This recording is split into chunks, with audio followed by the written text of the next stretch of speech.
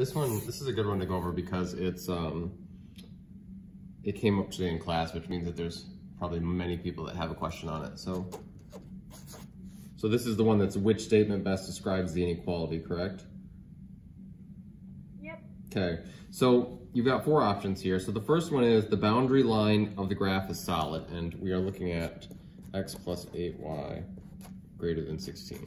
So from this, you can see that the boundary line is not going to be solid. It's going to be dotted because it's not greater than or equal to. Okay, so if we're kind of making a list here, A is out. Okay. B, it has an infinite number of solutions. Well, B is true.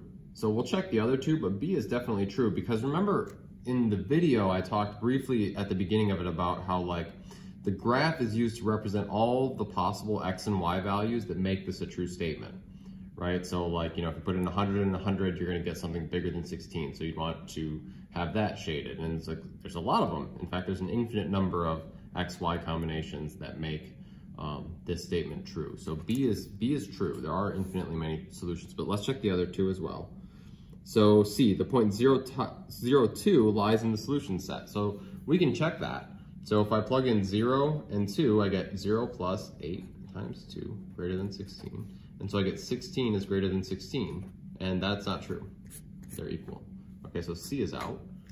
And then you can go check D. D is, its x-intercept is 2. We haven't talked much about intercepts, but you could graph this and figure it out that way. Or the x-intercept, wherever it crosses the x-axis, is whenever y is 0.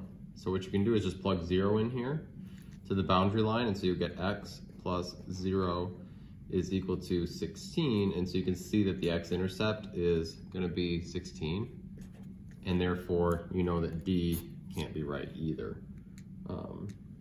So yeah, the other thing you could do is you could plug in 2 for x, and you would see that when you solved it for y, you would not get 0 for y, but I like my way better, the first way better. So does that make sense?